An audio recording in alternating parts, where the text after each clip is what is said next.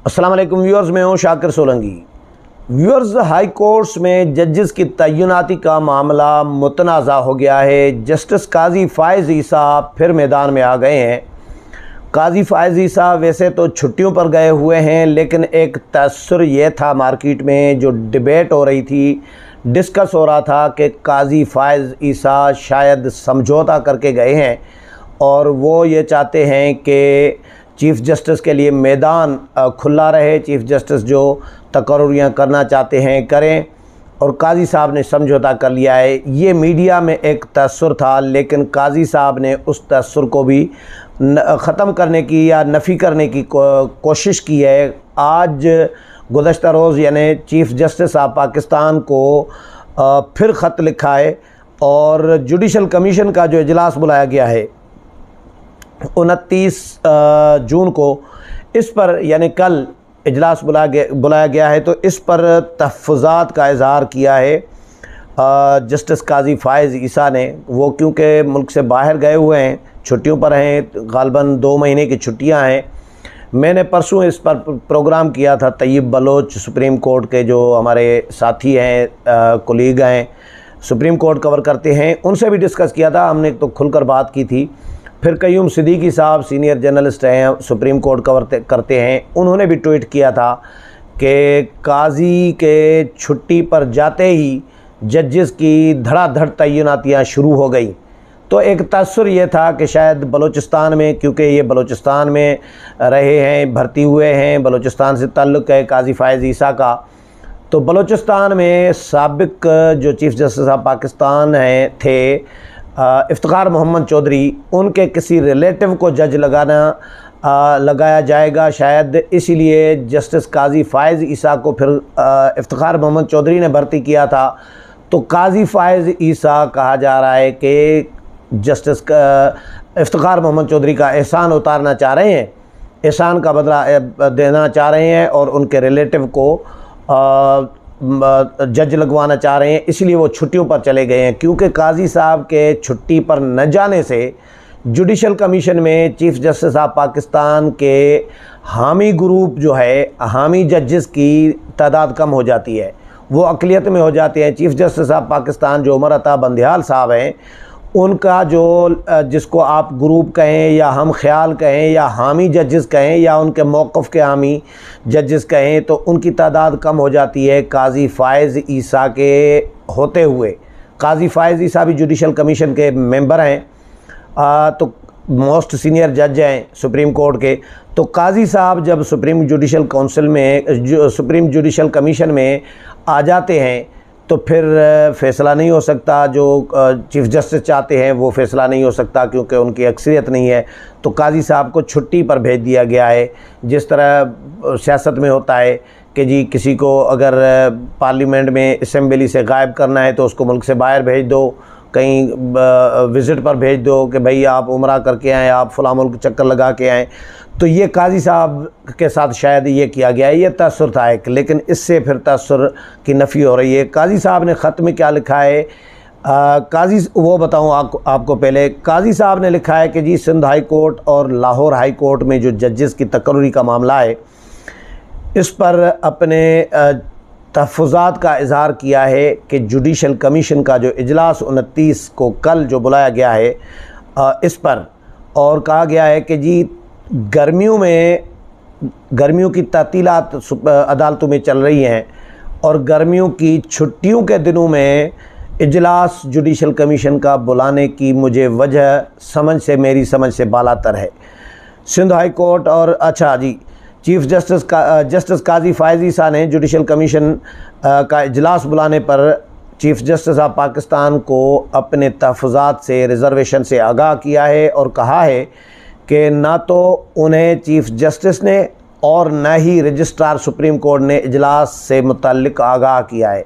Supreme judicial commission के member हैं और सुप्रीम जुडिशल कमीशन का इजलास हो रहा है, लेकिन इनको आगाह नहीं किया गया, न चीफ़ जस्टिस और न रजिस्ट्रार की जानिब से।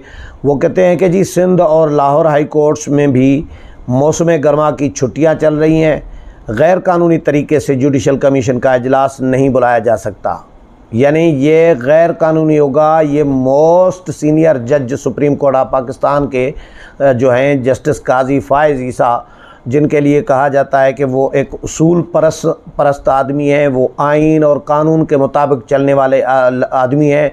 उन्होंने अपना केस भी फ़ाइट किया था काजी फ़ाइज़ ईसा ने, जो धरना केस था, फैज़ाबाद धरना केस, उसमें उन्होंने इदारों को रगड़ के रख दिया, अपने फ़ैसले में तनकीद की। और क्योंकि पैसे बांटे गए थे ज़ाहिर धरने वालों में और उनको उठाया गया था बावर्दी लोगों की जानिब से, तो वो काजी फ़ाइज़ ईसा के ख़िलाफ़ रेफरेंस आ गया PTI के दौर में।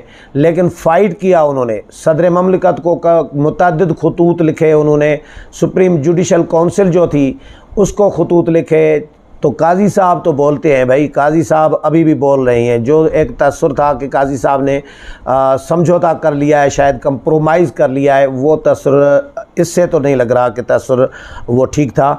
तो गैर कानूनी तौर तरीके से जुडिशल कमीशन का इजलास नहीं बुलाया जा सकता, इसलिए जुडिशल कमीशन इजलास को मौखर किया जाए, ये मुतालबा किया है जस्टिस काजी फ़ाइज़ ईसा ने। जस्टिस काजी फ़ाइज़ ईसा ने गैर कानूनी तौर पर जुडिशल कमीशन इजलास बुलाना भी है।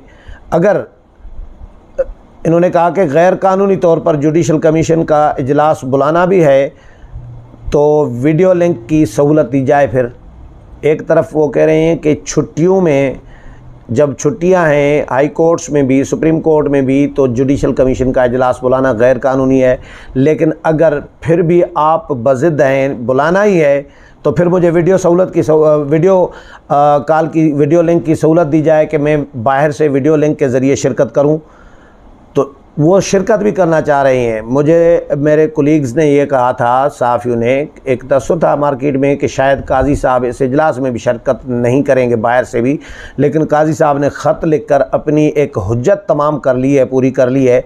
इन्होंने डिमांड की है कि जी अगर गैर कानूनी तौर पर जुडिशल कमीशन का इजलास बुलाना भी है तो फिर मुझे वीडियो लिंक की सहूलत दी जाए। और उन्होंने कहा कि मैं सिंध हाई कोर्ट में बतौर वकील प्रैक्टिस करने वाले जुडिशल कमीशन का वाहिद मेंबर हूँ। इजलास से मुतल्लिक मुझे आगाह न करना क्या तौहीन नहीं है मेरी। सिंध हाई कोर्ट में 6 एडिशनल जजेस की तकर्री से मुतल्लिक जुडिशल कमीशन इजलास 28 को, ये 28 को है जी, अच्छा जी। और लाहौर हाई कोर्ट को में 13 एडिशनल जजेस की मुस्तकिली से मुतल्लिक जुडिशल कमीशन का इजलास 29 को, यानी सिंध के जजेस के तय्युनाती का इजलास 28 को है आज। और लाहौर हाई कोर्ट के 13 जो जजेस हैं उनके मुस्तकिल होने का जो फ़ैसला करना है जुडिशल कमीशन ने, वो इजलास कल होगा। तो इस पर तहफ़्फ़ुज़ात का इज़हार किया है। इससे पहले कुछ दिन पहले मैंने वीलाग किया था, उसमें भी जो जस्टिस काजी फ़ाइज़ ईसा हैं इन्होंने एक और ख़त लिखा था, आपको याद होगा मैंने वीलाग में बताया था। वो लिखा था कि जजेस की तय्युनातियाँ शफाफ नहीं हो रही, सीनियर्स को जो है बाईपास करके जूनियर जजेस को लगाया जा रहा है, जो इंसाफ के तकाज़ा के ख़िलाफ़ है, ये मेरिट के तकाज़ा के ख़िलाफ़ है। ये जस्टिस गुलजार अहमद ने रिवायत डाली। जस्टिस गुलजार ने सिंध से जज उठाए थे, जूनियर जज सीनियर्स को बाईपास करके, और उसमें कहा जा रहा है, एक उन पर इल्ज़ाम लगा था कि उन्होंने तअस्सुब किया, मुतअस्सिबाना उनका फ़ैसला था, क्योंकि वो उर्दू बोलने वाले थे खुद, इसीलिए उर्दू बोलने वाले जज को ले आए। सिंधी बोलने वाले जो सीनियर जज जो मुस्तहक थे उनको बाईपास करके सुप्रीम कोर्ट में ले आए थे। इस पर भी तनकीद हुई थी। सिंध में बड़े पैमाने पर एहतजाज भी हुआ था, सोशल मीडिया पे सिंध के जो बाशऊर हलके हैं या सियासी हलके हैं या कानूनी हलके हैं, उनमें एहतजाज हुआ था, किराए हुई थी। तो काजी फ़ाइज़ ईसा ने चीफ़ जस्टिस को पहले भी, यानी कुछ दिन पहले ख़त लिखा था, उसमें उनको ये कहा था कि आप ये रिवायत बरकरार न रखिएगा, आप इस रवायत को ख़त्म कर दें, दफन कर दें। जो सीनियर हैं उनको आप लाएं, जूनियर को न लाएं, सीनियर का हक न मारें। इससे एक तो तअस्सुब की फ़िज़ा कायम होती है, दूसरा इंसाफ का कत्ल होता है, मेरिट का कत्ल होता है। तो उम्मीद करता हूं कि आप ऐसा नहीं करेंगे। तो काजी साहब लगे हुए हैं, काजी साहब ने ये ख़त लिखा है।